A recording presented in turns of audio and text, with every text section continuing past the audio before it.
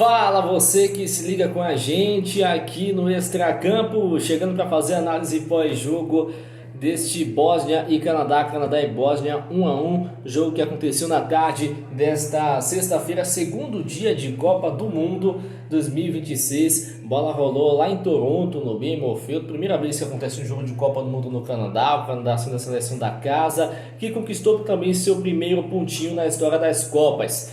Jogando contra um time da Bósnia que, bom, era de se esperar que desse um pouquinho de trabalho, mas vou dizer, o jogo até que foi legal, viu? Aliás, como um todo, os jogos que aconteceram, no primeiro dia de Copa e hoje, não foram jogos brilhantemente técnicos, aliás, longe disso, mas os três foram bem divertidos, bem legais de ver. A atmosfera da Copa até aqui está muito gostosa. Bom, para a gente falar um pouquinho desse jogo, antes da bola rolar, a expectativa que a gente tinha, claro, era de uma Bósnia que fosse fazer algo muito semelhante ao que a Tchequia fez contra a seleção da Coreia do Sul, que foi ser muito atacante nas bolas aéreas e levar perigo nas bolas aéreas de forma constante, como realmente aconteceu. Não à toa a Tchequia, quando marcou contra a Coreia do Sul na quinta-feira à noite, foi dessa maneira. E hoje foi também igual. A escalação da Bósnia hoje não tinha seus dois principais atacantes. O Tabakovic, que foi muito importante na eliminação lá da Euro, na verdade, das eliminatórias da Euro,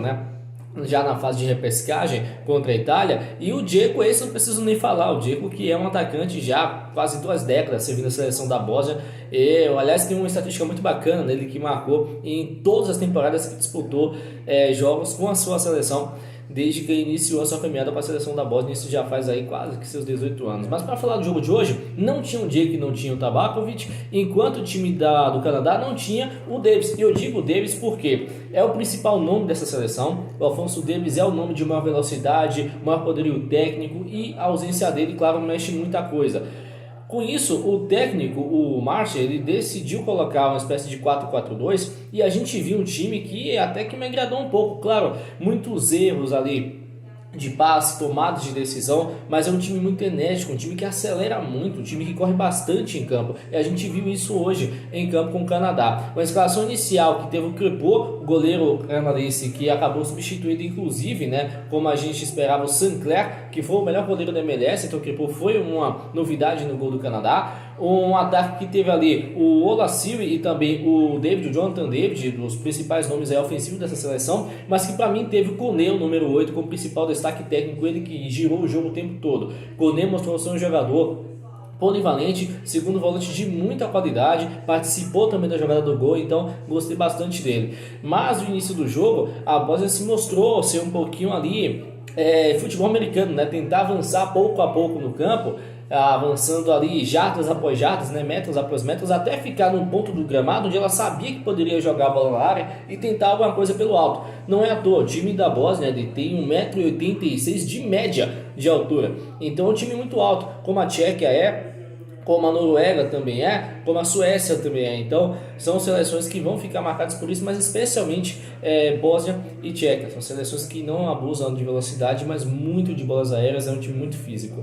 Nisso, a seleção acaba abrindo o placar com o gol do Lukic, que é inclusive quem substituiu o Dzeko, o Lukic aproveitou um cruzamento que veio do lado direito do campo, na cobrança de escanteio na primeira trave, acho até que a defesa do Canadá acabou falhando, o goleirão também ficou um pouco sem reação. E aí depois disso o Canadá acordou um pouco mais pro jogo. O primeiro tempo, apesar de ter ficado sem tantas emoções, voltou pro segundo muito diferente, totalmente enérgico, criando jogadas. Teve um jogador tirando a bola em cima da linha, o Kolasinac fez um bom jogo, aquele mesmo ex-Arsenal, muito tempo no futebol inglês, o Kolasinac, Olympique de Marselha também, acabou fazendo um bom jogo defensivamente. Depois, o Muharemovic foi um destaque da defesa, eu gostei bastante dele, inclusive, jogador que demonstrou ser muito forte fisicamente, mas acertando muitos tempos de bola. E já na reta final a gente viu jogos de muitos erros, mas no lance do gol do Canadá, e é um gol que vinha sendo trabalhado já desde o início do segundo tempo, é uma bola que vinha tocar do lado esquerdo, onde a gente via primeiro o jogador, aliás o Cornelius não, primeiro ali o jogador número 11, que era o Miller, ele fazendo jogadas o tempo todo, avançando, verticalizando o jogo pela ponta esquerda, fazendo 1 contra 1, tentando fazer ali tabelas tanto com o Koné, que já disse que foi destaque do jogo na minha sincera opinião, quanto também o Olasiri, que para mim é um jogador que vai mostrar ainda bons momentos nessa Copa do Mundo com a seleção do Canadá. E aí veio um cruzamento que vem para trás que acabou culminando no que foi o gol de empate do time canadense, e depois dali realmente o jogo ficou um pouco perdido. Os dois times se lançaram muito para o ataque, o jogo ficou muito legal, o Canadá ainda um pouco melhor, mas já sem produzir tanto assim,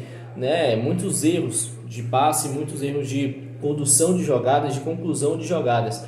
Os dois times precisam melhorar na parte da velocidade. O Canadá na calma, porque o time tem velocidade, tem aceleração, mas às vezes corre mais do que a própria bola nas situações em que ataca. Enquanto a Bósnia precisa realmente impor essa velocidade, porque o time é físico, mas não é por isso que não tem a capacidade de correr, porque tem, e tem um bom meio campo para isso também.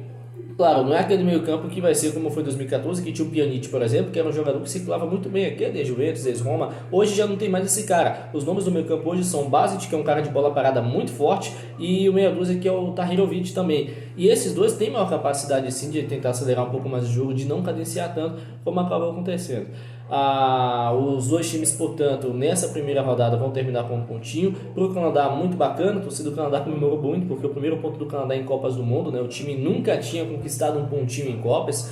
Para a Bósnia, eu acho até que era um pouco do que se esperava, né? O empate contra a seleção canadense. Suíça, para mim, continua sendo a seleção principal desse grupo, vai jogar amanhã contra a seleção do Catar 4 da tarde.